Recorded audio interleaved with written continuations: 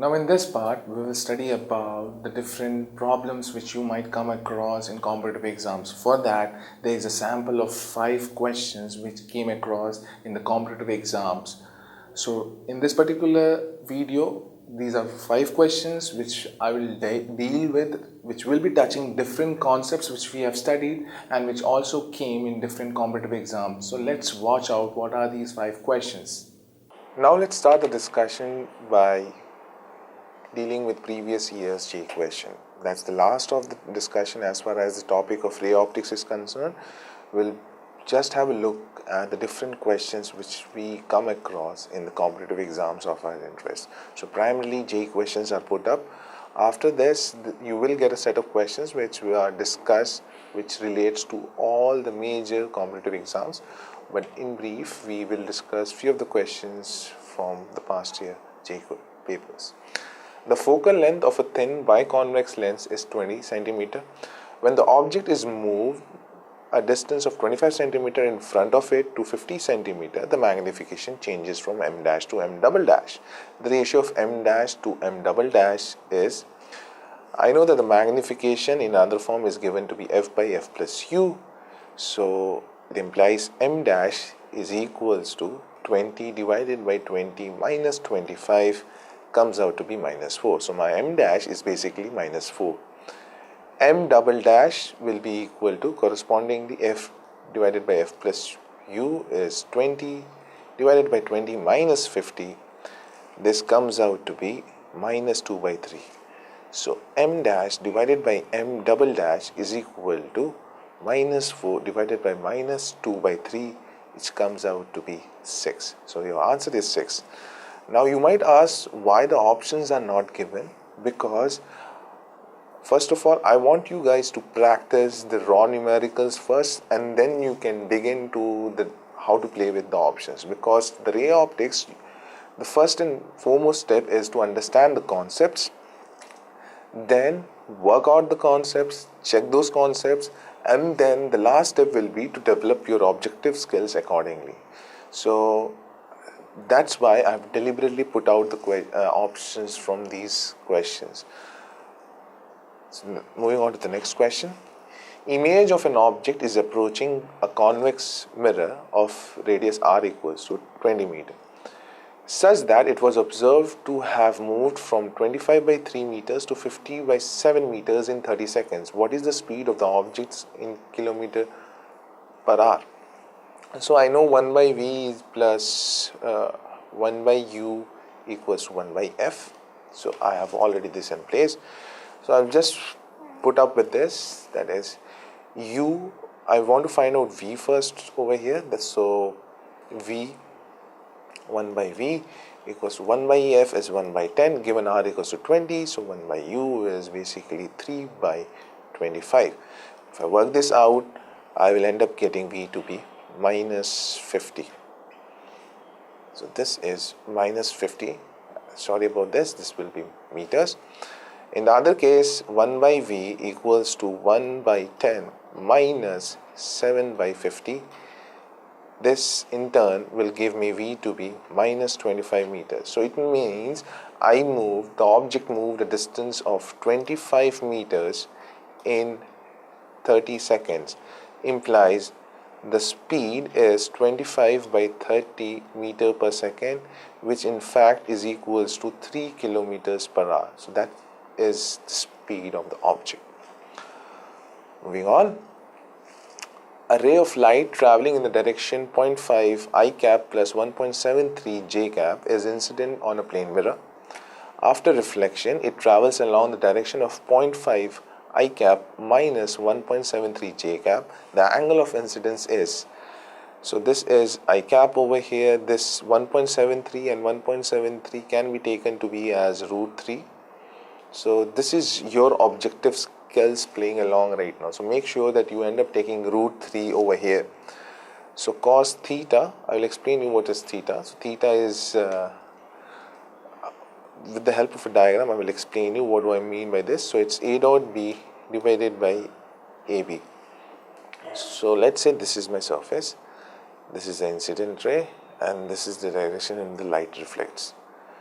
So I want to find out So your theta is basically the angle between the plane and this. So this and this. So given I have the light traveling in the direction of 0.5 this, now it travels along this particular direction. So it's basically the angle between these two, right? This will come up. So I know this line and I know this line. The vectors corresponding to these two lines are given. I just need to find out the angle of incidence. So cos theta, if I run it along, it will come out to be cos theta equals to 1 by 4, 1 minus 3 divided by 1. So it's minus half is equal to cos theta, which implies theta is equal to 120 degrees. So if my theta, if this is 120 degrees, so the whole of it will be 180 degrees. So if it's the whole of it is 180 degrees, it means this plus this, which are kind of equal, will be 60 degrees. It means the angle of incidence is 30 degrees. Moving on to the fourth question. An image of an object formed by a plano-convex lens at a distance of 8 meters behind the lens is real and is 1/3 the size of the object. So the magnification is given and where it's formed, that is also given. The wavelength in the light inside the lens is 2 by 3 times the wavelength in free space. Now from this prospect, I'm getting an information about refractive index.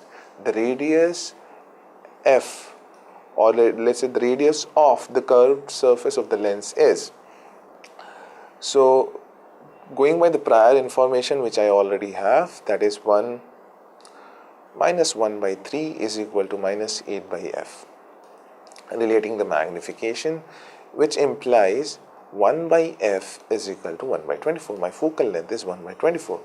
Now using the information which I have related to the refractive index and putting it along in the lens maker formula, and I have plano-convex lens, so please keep in mind that I will end up getting 1 by r over here.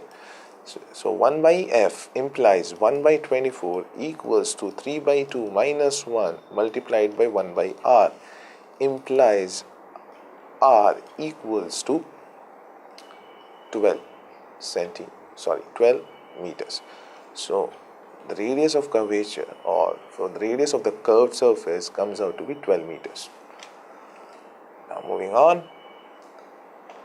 A ball is dropped from the height of 20 meters above the surface of the water. The refractive index of the water is given to be 4 by 3. A fish in the lake is looking at the ball directly. At an instant, the ball is 12.8 meters above the surface of the fish. The fish sees the speed of the ball as.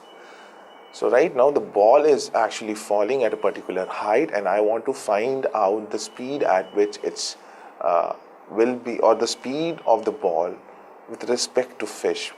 What will be the speed with respect to the fish?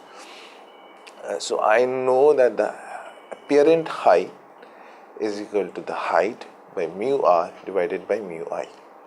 So the velocity with which I am appearing to be moving will be obviously the velocity of the object, mu I by mu r.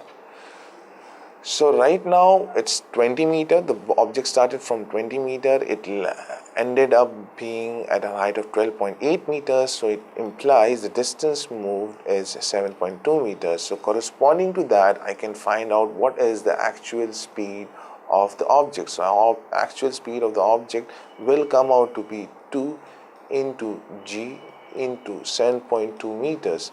This is the speed of the object. If I put along the value of this, so the apparent speed comes out to be, if you evaluate it g, it comes out to be 12 meter per second.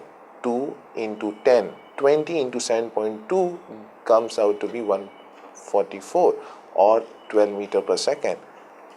So the apparent velocity will come out to be 12 into 4 by 3, that is 16 meter per second. That's the speed with which the fish is seeing the ball to be dropping. While going through the lecture, if you face any doubt, you can post your doubt for free at askIITians.com. In order to do so, you first need to navigate to the askIITians.com. Then, while going to that link, you can use discussion board link, which is over here. Clicking on this particular discussion board link, it will take you to a page where under the head of Ask the Experts, you can post your doubt under various categories. And the team of Ask IITians Expert will get back to you between 24 to 48 hours. So I hope you guys have understood all the concepts which were delivered to you, and also you have understood the problems associated with each concept. So let me just jot down the different topics which we have discussed in the chapter of ray optics. We started off with the introduction about light. Light is a wave or light is a matter. Then we moved on to one of the most important phenomena associated with light, that is reflection. Then we moved on to the second most important, that is refraction, and the different instruments involving refraction, that is lens, prism, and different spherical surfaces as well. Then we learned about the penultimate phenomena associated with light in the chapter of ray optics, that is dispersion, and then also its natural phenomena which we see in our day-to-day life. Then in the concluding part, we learned, or actually we put out all the concepts which we have learned in that whole chapter in designing and coming up with new optical instruments such as microscopes and telescopes. And finally, we just had a dry run of 5 problems which came in the last year competitive exams. So if you have more doubts, you can log on to askIITians.com, and for more videos in physics, chemistry, maths and biology, again you can log on to askIITians.com. So that's all from me in this side. Bye bye, take care.